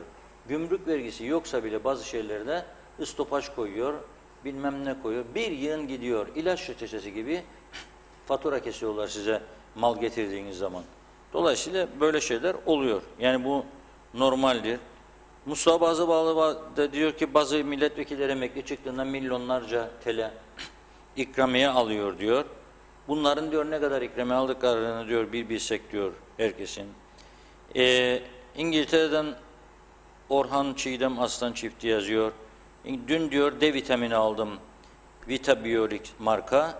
3 al 2 öde. İngiltere'de çok vardır. Bu buy one get one free yahut da 3 al 2 öde diye toplam 10 sterlin verdim diyor. Her pakette 96 adet var. Tabii D vitaminin de şeyi vardır. Miligramı önemlidir. Yani 1000 miligram D vitaminin fiyatı farklıdır. 5000'in farklıdır, 10.000'in farklıdır, 20.000'in. Mesela ben 10.000'i 98 TL'ye aldım ama 20.000'liği de 146'ya falan aldım yani. Arada ciddi fark vardır. Dolayısıyla o şey değildir yani ölçü değildir diye düşünüyorum. Neyse, şimdi herkesin bir elinden tutan olduğu zaman yani bir ülkede senin Avrupa Birliği'nden yardım alabilecek durumun yoktur. Nereden? Türkiye'den. Türkiye'nin ilişkilerinin de son zamanlarda iyi olduğunu kimse söyleyemez. Ciddi Türkiye'ye yönelik, ciddi buradan saldırılar gidiyor. Onlar da görüyor, duyuyor, üzülüyor. Ama bak Rum tarafı öyle bir mutludur ki şu anda 4 milyar euro Rum tarafı yardım aldı daha önce. Evet. Pandeminin başladığı günden bugüne 1.2 milyar euro bir, 2.8 milyar euro da bir aldı. Toplamı 4 milyar. Bu da KKTC'nin 2020 bütçesinin 4 katı. 4 yıllık KKTC bütçesini Rum tarafı aldı. Buna rağmen Rum Maliye Bakanı bir süre önce bir uyarı yaptı halka. Dedi ki, bakın dedi, ekonomi bazı çevrelerden sesler duyuyorum. İşte onu yapma, bunu yapma. Bilin ki dedi bir daha kapanma yaşanırsa size dedi ilkinde olduğu gibi maaş ödeyemeyeceğim dedi. Bu gelen paralara rağmen. Şimdi bugün biz programa girmezden 1 saat önce Avrupa Komisyonu Kıbrıs ofisinden bir mail geldi. Bütün medyaya dağıttılar. Avrupa Birliği Komisyonu yeni tip koronavirüs nedeniyle 15 üye ülkede istihdamı korumak amacıyla 81 milyar euro bu 15 ülkeye mali destek verilmesini teklif etmiş. Bir Şur adında bir istihdam koruma programı kapsamında bu ülkeye sunulan mali teklifi okuyorum. İtalya'ya 27.4 milyar, İspanya'ya 21.3 milyar euro, Polonya'ya 11.2, Belçika'ya 7.8, Romanya'ya 4 milyar, Yunanistan'a 2.7 milyar, Çekya'ya 2 milyar, İslovanya'ya 1.1 milyar, Hırvatistan'a 1 milyar, Slovakya'ya 631 milyon, Litvanya'ya 602 milyon, Bulgaristan'a 511 milyon, Güney Kıbrıs'a 479 milyon euro. Bu da eder 4 milyar 215 milyon Türk lirası. KKTC 2020 bütçesi ki maaşlar, çalışan emeklisi, bilmem sağlık, şu bu giderleri, meclis, parlamento, emeklilik maaşlar, ikramiyeleri falan 8 kusur milyardır. Bu demek ki onun tam yarısıdır. Malta'ya 244 milyon, Letonya'ya 192 milyon. Bu aldığı 4 milyarın dışında 479 milyon daha geliyor. Bu da Avrupa Birliği'nin sırf bu yaşanan kriz çerçevesinde istihdamı teşvik etmeye yönelik bir politikası. Şimdi biz neyi konuşuyoruz? Kapanmayı konuşuyoruz. Evet. Onlar istihdamı teşviği konuşuyor. Kapandığın zaman devlet, hadi diyelim devlet ikna etti Türkiye'yi de, dedi tüm maaşları siz ödeyin. Türkiye'de bu kadar ekonomik sıkıntının içinde dedi, ey be evlatlar ödeyeyim sizi hadi alın. Özelde çalışanları kim ödeyecek? Nasıl ödeyecek? Özelde çalışan parasız kaldığı zaman sen evinde nasıl uyuyacaksın? Rahat. Gelmeyecek mi senin evindeki tencereyi alıp gitsin? Bırakacak yani sen niyesin bir de balkondan çekesin black diyesin de o da orada içecek su bulamazsın evinde çocuğuna süt içiremezsin. Olmaz. Bencillik yapmamak lazım. Evet, bugün Doktor Mert Bey de bu bölünmüşlük için diyor ki hani devlet aslında biraz daha ikna edici açıklamalarda bulunsa fayda sağlar. Çünkü bir kısmımız var ki elinde böyle kazması pozitif çıktığı anda kendi mezarını kazıp gömecek kendini. Öyle bir panik halinde. Bu panik halini daha bilimsel verilere dayandırarak insanlara anlatılması gerektiğini söylüyor. Çünkü ülkelerin risk grupları farklı. Adadaki yoğun bakımdaki hasta sayısı, yataklı hasta sayısı bunlar çok önemli. Bunlarla ilgili detaylı açıklamalar yapılmalı ki diyor. Şu anda mesela testi pozitif olan kişilere baktığında neredeyse hemen hemen hepsi asemptomatik. Ama bizde öyle bir algı var ki az önce de söylediğim gibi acayip bir panik havası hakim ve bağışıklık sistemini de çok kötü etkiliyormuş bu panik ve korku. Direkt bağışıklık sistemini Stres, çöküyor. panik havası bağışıklık sistemini çökertiyor. Şimdi tabii eğitimi de konuştuk. Başında konuşacağız dedik.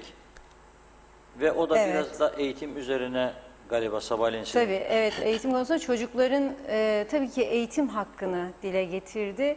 Şu konuda çok dikkatimi çekti. Bu yaptığınız bu panik halleriyle diyor çocuklara ölüm korkusunu aşılıyorsunuz evde fark etmeden ve bu ciddi bir travmadır onlar için ve ilerleyen dönemlerde de bu travmanın etkisi muhakkak ki olacaktır. Seyreltme yoluyla işte sabahçı, öğlenci vesaire bu tarz yüz yüze eğitimde önlemler alınarak tabii ki hepimiz önlemleri savunuyoruz, tedbirleri burada konuşuyoruz. Bu şekilde yola gidilmeli.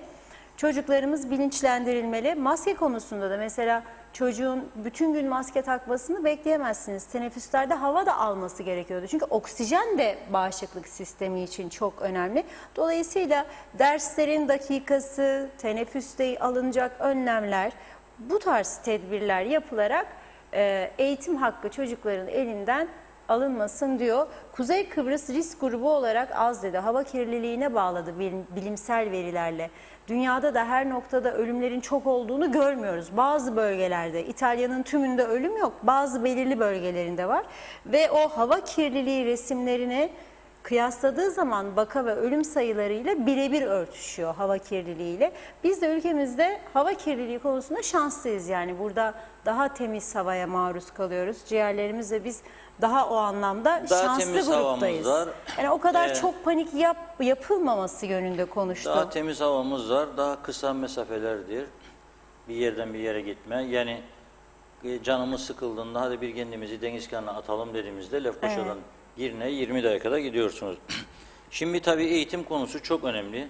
Bugün Diyalog Gazetesi'nin manşetinden verdik. Endişeliyiz diye bir başlık var. Arkadaşlarımızın ulaşabildiği okul aile birliklerinin başkanları genellikle okulların hazır olmamasından yakındı bir. Yani sınıflar falan daha az sayıda sıra, sandalye, ne bileyim hijyen tedbirler ama aynı zamanda bazı önemli noktalara dikkat çektiler. O noktalardan birisi de sağlıktır. Yani her okulda mesela bir tane hemşire ve bir doktor olabilecek mi? Çocuklar rahatsız olduğunda ne bileyim ateşini ölçecek, tansiyonunu ölçecek, bakacak, gerekirse PCR yapacak. Bir önlemden söz etti aile birlikleri. Böyle bir imkanının olmadığı Sağlık Bakanlığı'nın kesin, yani böyle bir imkan yok. Peki o zaman ne yapalım? Okulları hiç mi açmayalım yoksa tedbirli mi açalım? Şimdi bugün İngiltere Başbakanı bir açıklamasını gördüm. Boris Johnson diyor ki ailelere çağrı yapıyor. Ülkede gelecek hafta okullar yeniden açıldığında diyor çocuklarınızı sınıflarına gönderin diyor. Yazılı bir açıklama yapmış. Okulları yeniden güvenli bir şekilde açmak ahlaki bir görevdir diyor. Ve yaz boyunca bunun için çalıştık diyor. Covid-19 konusunda uzmanların tavsiyeleri doğrultusunda hareket ettik diyor. Ve okullarda Covid-19 kapma riski çok düşüktür. Gelişimi, sağlığı ve refahı açısından çocuğun okuldan uzakta olması çok daha zararlıdır diyor hastalığa rağmen İngiltere Başkanı. Bu nedenle çocukların öğrenmeleri ve arkadaşlarıyla birlikte olmaları için sınıflarına geri dönmeleri hayati derecede önem taşıyor. Aynı zamanda çocuklarda ölüm oranı milyonda 14'tür diyor Evet. bu hastalıktan. Evet. Bunu da dikkate alalım. Ha, eğer varsa vatandaşlarımızın endişe, korku, panik halleri, o zaman aile birliklerini de kullanarak eksiklerin giderilmesi yönünde adımlar atılmalı. Bir. İki, mesela bazen zaman zaman bazı müdürler baktı gördü ki eskiden okullar açık olduğunda bakıp görüyordu ki mesela bakanlıktan hijyen malzeme gelmiyor. Ondan sonra aileler diyor ki benim çocuğum sarılık kaptı tuvaletlere. Tamam, temizleyecek hijyen yok. Okul müdürü veya öğretmenleri çıkıp cebinden para verip de her gün okullara alamayacağına göre bunları bazen para topluyorlardı. Bu defa o para toplama büyük bir tepki olarak kamuoyuna dönüyordu. Ne hakkınız var? Hırsızlar, çaldınız, yetmedi, aldınız, bizden para istiyorsunuz. Bir de bu yönü var. Benim burada tavsiyem herkese, evet tabii ki imkanı olanlar bir dayanışma en fazla ihtiyaç duyduğumuz bir dönemden geçtiğimizi hatırlayarak, eğer bu tür eksiklikler de çıkarsa zaman içinde okullarda karşımıza, bizler de yardımcı olalım. Çünkü bakın diğer taraftan özel okullara götürüyoruz. Senede 5.000, 6.000 sterlin parayı ödüyoruz çatır çatır. Devlet okuluna da senede 40-30 sterlin hijyen yardım yaparsak da bağırıp çağırmayalım. Çünkü ciddi mali sıkıntılar da vardır. Bundan sonra daha da artacaktır. Sağlık Bakanlığı bugün bizim Evet. Bir açıklama yaptı o da. Önemli bir açıklama. Bu grip aşıları. Diyor ki bu grip aşısı diyor için talepler çok arttı diyor. Geçmiş yıllardan çok fazla diyor. Evet. Bir talep var diyor. Belli ki diyor panik var diyor. Ne yapsın insanlar? Yani hiç olmazsa grip aşısı yaptıran belki kendimi daha iyi korurum diyor. Ama diyor bilinmesi lazım ki diyor bunlar diyor sonbaharda o yıla özel olarak üretilir diyor bu aşılar. Dolayısıyla bazen Eylül'de bazen Ekim gibi piyasaya sunulur diyor. Ve bu aşı diyor henüz piyasaya sürülmemiştir. Onun için diyor eczanelerden geçen yıla ait ellerinde kalan aşı alıp yaptırdıkları da bilgimize gelmektedir diyor. Bir isim kullanıyor. Konjuge pneumokok. Pneumokok. Aşısı 0-2 yaş aşılamasında kullanılan ve elimizde sürekli olan bir aşı ve son zamanlarda bebekler için temin edilmiş olan bu aşının yetişkin ve risk grubunda olmayan kişiler için de yerli yersiz kullanıldığını görmekteyiz. Yetişkin aşıları hastalık, meslek ve yaş nedeniyle risk grubundaki kişilere uygulanan aşılardır. Bu aşılardan biri olan pneumokok aşısı için risk grupları aşağıdaki gibidir diyor. Neymiş? 65 yaş ve üzeri kişiler, boz kaçağı olanlar diyor, koklear implantı olanlar, dalağı alınmış olanlar, immün sistemi baskılanmış olanlar, doğuştan ve sonradan kazanmış immün yetmezliği hastaları diyor. HIV hastaları, kronik böbrek hastaları, nefrotik sendrom kanser hastaları gibi organ nakli yapanlar diyor.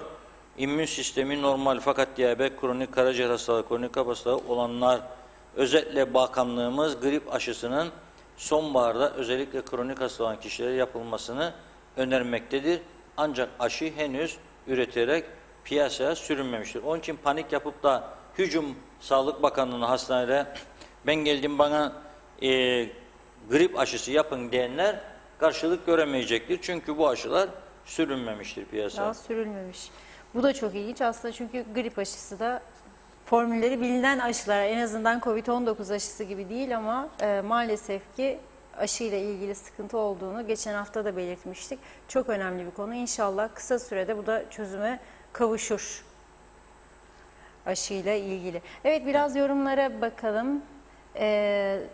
Süleyman Özkoç, 15.000 lira maaş alanlar var, nasıl olacak bu işler diye sormuş. Kemal Kaleci, 1963'te nasıl maaşlar yarıya indiyse şimdi de tüm maaşlar 5.000 olsun. Bu para her aileye eşit dağıtılsın ta ki bugünler geçsin. Ben varım ya siz diye yazmış. Şükriye Özgen iyi yayınlar diliyor. Süleyman Özkoç vitaminlerle ilgili yazmış. Doktor kontrolünde alınması gerekir diye düşünüyorum. Herkes vitamine saldıracak şimdi demiş. Doktor kontrolü tabii ki çok önemlidir ama her insanın sağlıklı yaşam açısından bilemedin 6 ayda bir kan tahlili yapmasında fayda var. Gider D vitaminini ölçer, B12'sini ölçer, efendime söyleyeyim demirini ölçer. Çok önemlidir bu mevsimde. Yani bu gibi durumlarda benim bildiğim, benim doktorlardan aldığım tavsiye budur. Erkekler için belirli şeyleri vardır. Prostat vardır, şu vardır, bu vardır. Kolesterollar var herkes için, kadın erkeği. Ölçer ama özellikle D vitamini bu dönemde çok önemli olduğunu bütün dünya basını yazıyor. Evet. 2 hafta önce İngiliz gazetelerinde tam sayfa manşet haberleri vardı. Ölçersin, eğer düşükse doktoruna gitmeden de bir telefon açıp benim D vitaminim 28 alt seviyedir bildiğim, 70 kusurda üst seviyedir. 28'in altında 25 çıktı dersin. O zaman sana belki diyecektir ki günde 1000 al veya haftada 10.000 al. Benim 8 çıktı, 10 çıktı. Çok büyük bir düşüştür ve risklidir ve tehlikelidir. O zaman haftada 50.000 öneren doktorlar var. Bir süre 6 hafta, 8 hafta, 10 hafta 50.000'lik haftada bir kez alırsın, toparlarsın. Bazı insanlar tüpleri kırar dökermiş suyun içine de içiyor. O zaman bir anda hızla yükseliyor de. Benim fikir danıştığım uzman doktorlar kesinlikle ve kesinlikle onu tavsiye etmiyorlar. Evet. Karaciğeri bir anda yüklüyorsun diyorlar. Doğru değil. Hapını tavsiye ediyorlar bunun. Hapını alırsın, bir şekilde durumu düzeltmeye bakarsın. Güneşe çık, güneşten al. Yeterince alınmadığını da öğreniyoruz şimdi. Evet. Yarım saat güneşte durduğunda bir miktar ihtiyacı alıyorsun ama yine de vücuttan eksiliyor bu. Bir iddiaya göre midedeki bir asit bu D vitaminini yok ediyor. Dolayısıyla Kıbrıslı, Türk'ü yok, Rum'u ayrım yapılmaksızın hemen hemen her iki Kıbrıslının bir tanesinde D vitamini düşüktür. Ve tekrar ediyorum, birçok hastalığın da tetikleyicisi olarak biliniyor D vitamini. Buna önem vermek lazım. Devlet hastanelerinde de yapılmıyor tahlili. Dışarıda yapılıyor ve biraz tuzludur tahlil ücretleri. Öyle fiyatlar. Onun için söylüyorum. Yani benim cebimde var, yaptırayım. Olmayan adama da diyeyim D vitaminini yaptırdınız mı? Nasıl yapacağım D vitaminini? 160 lira, 200 lira tahlilciye vereceğim. Sonra bana derse ki 20.000'lik al, 148, 150 lira hapa vereceğim şişe. Nerede bulacağım? Ben çocuğa süt içiremedim efendiler. Madem ki bu kadar önemlidir bu iş, devlet bunu da düşünsün. Evet. Hastanelerde yapılması yönünde tedbir alsın. Emir Ali Tatlıdil'de tarif vermiş. D vitamini açısından zengin besinleri paylaşmış. Dana ciğeri ve ton balığı haftada 2 defa diyor. Evet. Döneşaş iyi yayınlar demiş. Doğan Ank, en büyük ithalat kalemi petrolken niçin elektrikli araçları teşvik etmez bu siyasiler diye bir yorumda bulunmuş. Sezgin Osman Mustafa, kapanma çare değil diyor. Maske, hijyen, mesafe, ekonomi dibe vurur. Pandeminin bitmesini beklemek Kıbrıs'ın sonu demek. Virüsü beklerken insanlar açlıktan ölecek. Musa Su İçmez, iyi yayınlar diliyorum. Sayın Reşat Akar Bey'e selamlar. Doğru Haber TV 2020'de izlenir, izlemeye devam demiş. Ramazan Reçber de Adana'dan bizlere selamlarını, saygılarını yollamış. Evet, yorumlarınız. Bana da gelen mesajlar, isim verilmesini istemenler var. 12 kişi geldiydi pandemi hastanesi için Türkiye'den. Ne oldu diyen var. Bu sistemin ülkede çöktüğünü ve halka hizmet veremeyeceğini, dolayısıyla başkanlık sisteminin şart olduğunu yazanlar var. Farklı farklı görüşlerimiz var. Tabii en son programı kapatırken hiç gündemimizde yok ama yani Kıbrıslı Türklerin ne halse gündeminde yok. Hiç. Bak bir vatandaşımız bugün Yunanistan'ın bir takımı Beşiktaş'tan oynayacakmış. Bir paylaşım yaptı. Rumcası çok iyi olan bir vatandaşımız bu. Ve formanın üzerine küçük küçük yazılar yazmışlar. Hazır çıkacaklara. Orada bak, bunu bulup okumam lazım. Çünkü olmayacak bu. Bakın, Evet, ne yazmışlar? bak, çok mühim. Çünkü bu önemli olduğu için bunu yetişemedim program öncesinde. Şöyle diyor. UEFA spora politika karıştırmaz mı diyordu diyor. Beşiktaş Şampiyonlar Ligi ön eleme maçı oynayacak olan Beşiktaş'ta Yunan PAOK takımının forması ve formanın belindeki iç bandın üzerindeki yazıları diyor aktarıyorum. Elenizm, Ayasofya, PAOK takımına tabii. Göçmenler, Küçük Asya, Pontus, Konstantinopoli yani İstanbul Evet. diyor. Evet, KKTC'de böyle bir gündem yok ama çok önemli iki konu daha var. Rum Savunma Bakanı Petrilis dün bir açıklama yaptı. Diyor ki gerek Fransa gerekse diğer dost ülkelerle deniz kuvvetlerinin bölgedeki varlığının yükseltilmesi ortak kararına vardık diyor ve bütün limanlarımızı açıyoruz diyor. Askeri yığınaktan söz ediyor Rum Savunma Bakanı. Şimdi bir de anket yapmışlar. O anketten de bahsedeyim de biraz bizim Türkiye ile çatışanlar özellikle duysunlar. Ona göre de düşünsünler. Herkesin evinde ya çocuğu var, ya yeğeni var, ya akrabası var. Bakmakla mükümlü olduğu birileri var. Ne olacak acaba? Yani biz kapris yapıp kendimizi düşünmüyorsak o evimdeki eşim, çocuğum, akrabam, anam, babam ne olacak diye bir düşünsünler. Güney Kıbrıs'ta yayınlanan bir gazete, Simerini gazetesi, vatandaşlarla, Rum halkıyla bir anket yaptırmış. Anketin Lefkoşa Rum Üniversitesi tarafından 19-20 Ağustos tarihlerinde, yani çok yakın, Evet. 500 kişinin katılımıyla gerçekleştirmiş bu anketi. Şimdi soruyor kendisine, Doğu Akdeniz'de diyor Türkiye'nin sondaj çalışmalarına nasıl bir karşılık verilmelidir diyor.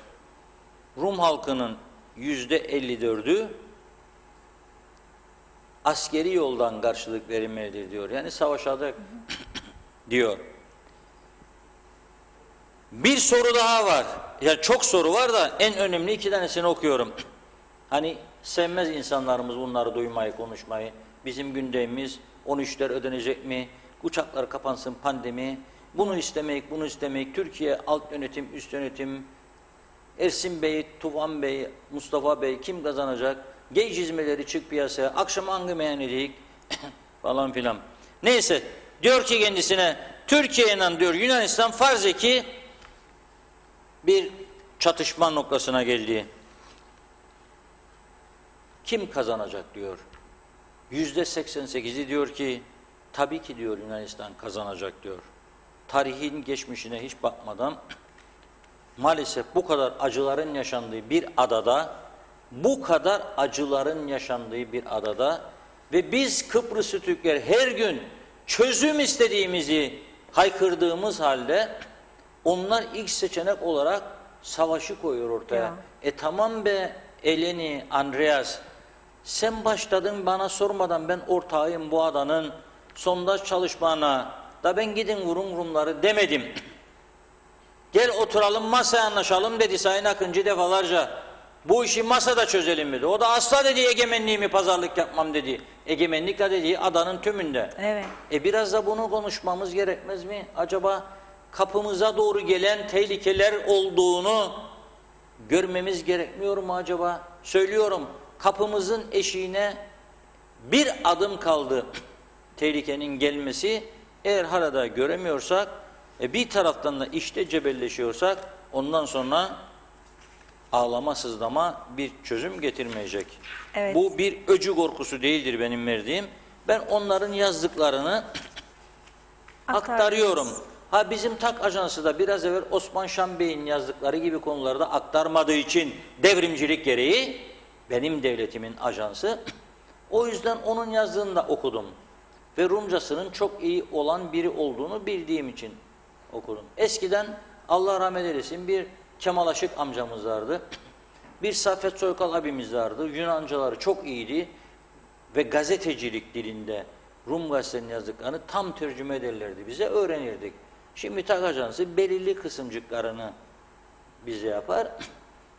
Hani şey olmasın, yani barış bilmem ne ruhuna halel gelmesin diye. Belki de. Ve onları yönetenler de bunları, şimdi maske var. Bazen maskeyi buruna kadar çektiğinde gözler görür. Ama ben de bazen markete gireceğim ya da acele edersem böyle çekerken kafamdan gözlük de kapanır. Taki fark edeyim, endiririm. Gözlük kapandığında ne olur? Hiçbir şey göremezsin. Odur durum. Evet. Göremezsek artık ne yapayım? Yani yemek veririm, yemiyorsun. Mazeret arıyorsun. Su veriyorum, mazeret yaratıp istemiyorsun. Durdu su. Ağustos'un sonuna geleceğiydi. Bir haftacık kalmadı. 6 güncük sonra Ağustos biter. Akacak mı anamur suyu? Dolacak mı baraj? Dolmazsa bu tuzlu denizden tuzlu su çeken kuyular kaç gün daha bizi idare edecek? Ne yapacak? Var mı düşünen? Yok. Ciklos mevkiinde bir hafta evvel bir araba devrildiydi. Her gün görüyorum oradan geçerken. O devrilen arabanın kırılan cam parçaları orada, o orta refüjün koruyucu bariyerlerin kenarında bir haftadır duruyor arkadaş. Girne Belediyesi'nden yürüyerek çıksa biri 10 dakikada oradadır. Lefkoşa'dan karayolları çıksa gitse 15 dakikada oradadır. Yahu yok mu biri gidip süpürecek onları, ya cam parça kırık yolların içinde biraz, bunu da göremiyorum. Yani bu duruma gelmiş bir toplum, yani burası artık bu duruma geldiysek ne diyeyim, yani Allah'ım bize yardımcı ol desem de Allah da der sen kendine bakmazsan ben sana nasıl yardımcı olacağım? Yani sen illa zorundan diyorsun ki kuyu var, atlayacağım içine. Ne yapsın Allah sana? Kuyuyu kendi kapatamaz, yukarıdan emir vererek kapatamazsa, sen kapatmazsan kuyu veya görmezsen veya gördüğün halde gidip duruyorsan başında kuyunun, biri de gelir seni bir iter, içindesin. Evet, süremizin de sonuna geldik Sayın Akar. Çok teşekkür ediyoruz değerli yorumlarınız için. Son olarak eklemek istediğiniz bir şey var mı? Ben de teşekkür ediyorum. Yarın daha kısa yapmak zorunda kalacağız. Yarın akşam çünkü Akçay'da ara verdiğimiz halk meclisi programlarını başlatıyoruz. Yarın akşam saat 20'de Akçay'dayız. Çok güzel bir organizasyon yapıyor köy muhtarımız ve kurallara da uyacağız. Oturma düzeni açık havada olacak. Oturma düzeni kurallara uygun olacak. Maskemizin alanı bekliyoruz orada. Biz de bu programımızı yarın 18 değil 17.30'da en geç tamamlanacak şekilde ayarlayacağız.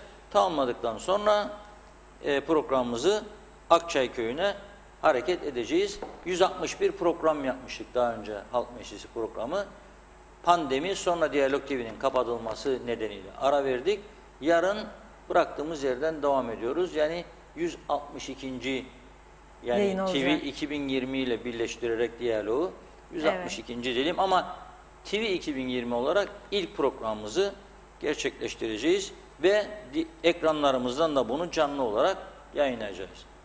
Evet sevgili izleyenler, Gündem Özel'in bugünlük sonuna geldik. Yarın yine aynı saatte sizlerle birlikte olacağız. Şimdilik hoşça kalın diyoruz.